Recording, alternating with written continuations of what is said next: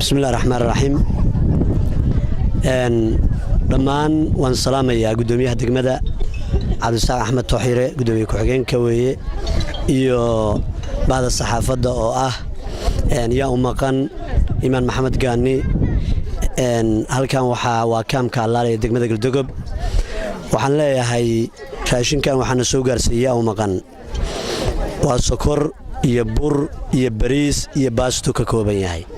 hadda koorna waxay noo keeneen yaa u maqan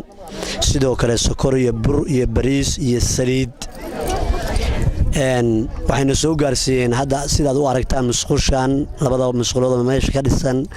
yaa maqan baan soo gaarsiiyay kaamkaas soo gaarsiiyay waxaan leeyahay maantayto oo ku naalaynaya dadweynaha maantayto halkan taagan oo yaa kaamka Allaale oo raashika la soo gaarsiiyay oo hadda koorna la soo gaarsiiyay oo mar walba 5 xabo ama ha noqoto 5 kiish ha noqoto ama 10 kiish ha noqoto ama 20 kiish ha noqoto qofkii soo gaarsiiyay aad baan ugu mahadcelinaya nooc walba ay ahaayeen ama yaa u maqan ha noqdo ama bulshada reer Galdogob noocyadeeda kala duwan oo ururada bulshada ah ha noqoto ama gudoomiyaha degmada oo hadda la taagan oo degmadu inta ka soo gaadhay biyo iyo wax walba intii ay markaa soo gaarayeen waxbay soo gaarsiinayeen maanta shalayto waxa dhacday degmadan Galdogob ka dhacday raashin 700 oo kiish ah oo ay Sacuudiga ay ku taakuleeyeen Puntland ama degmada Galdogob 700 oo kiish ay soo gaadhay 700 oo kiish lagama xusin kaamamka degmada Galdogob kaamkan wuxuu yahay kaamamka ay ku soo kaceen dadkii soo abaaroobay oo kilka shanaad ka soo abaaroobay siiba gobolka Wardheer degmada Galaadiyo Booq dadkii deganaa oo dhan 498 qoys oo maanta halka ku sugan oo dadkaas shalaytana wax bari aan xoolahoodii ay dhaafeen mas'uulka ah kaamkan ama maamulka kaamkan ku jira waxaan kala salaamayaa gudoomiye ku-xigeenka degmada Galdogob iyo dhammaan dadka kulankan aan ku taageerano walaalaheen nagala soo qayb galay kooxdan ayaa u maqan waa koox isku xilqaantay in dalkooda iyo dadkooda walaalahooda oo abaarta xilligan aan lagu fiirsan karin ay taageeraan oo ay taakulayaan waxaana aasaasay dhalinyaro deegaankan Galdogob ka soo jeeda oo joogta wadanka Mareykanka oo ay ugu horeyso Rooda Joof gabadha la yiraahdo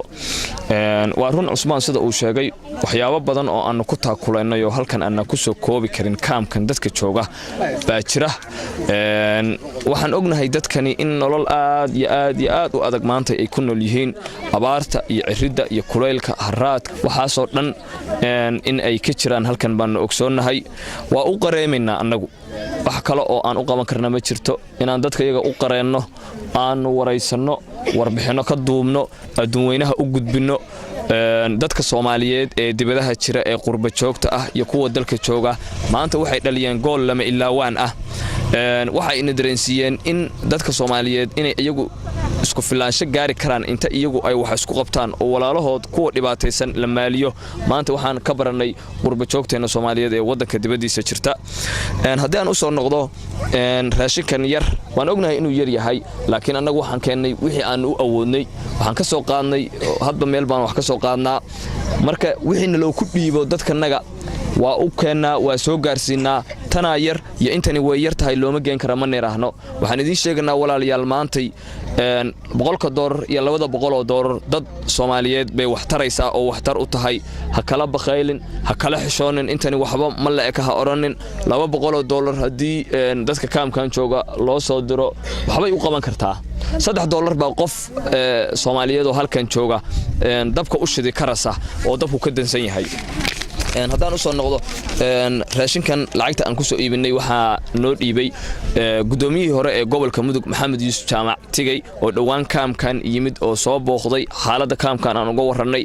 marka uu lacagtan ii dhiibayna kuma aanu talagalin inuu kaamkan uu taageero ama uu caawiyo sababtu waxa weeye maba uu soo ogaan xog badanna kama uusan hayn barnaamij biyadhaamiso uu degmada Galdogob keenay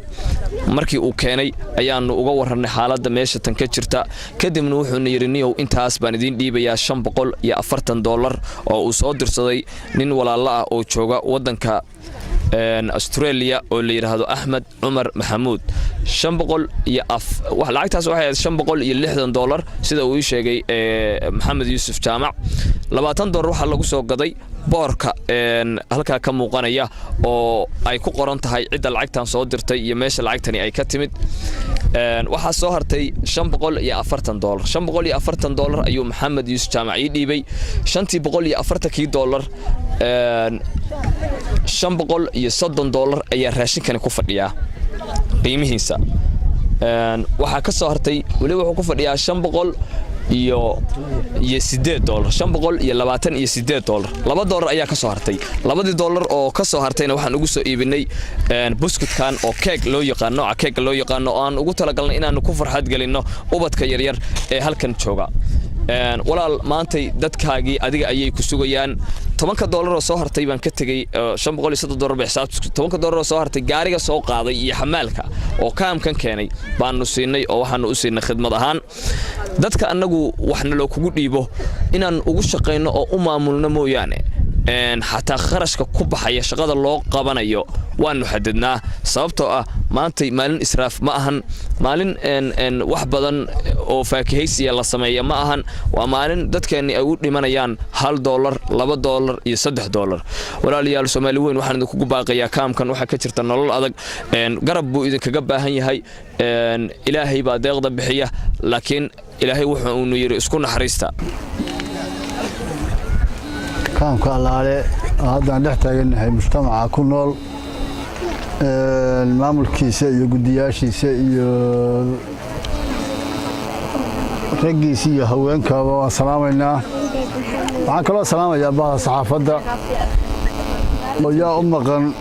maalin walba u adeega Allaale iyo dadka halkan ku soo barakacay tiimka yaa u maqan sida hadda ay u waramayaan waxaan ognahay inay dhab tahay inay isku taxalluujiyeen ummadan inay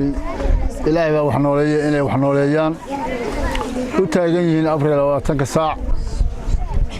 dad iyo dibad iyo dal iyo dibad iyo meel walbana ay u qeylinayaan iyagoo aan dan kale hadda kala ahayn dadkan inay noolaadaan oo abaarta ka soo doogaan ku talagalaya yaanu goobjoog u nahay ama marxaati ka nahay markastaba inay maartay u adeegayaan iyaga ilaahay barakeeyaan leenahay yaa u maqan waa cod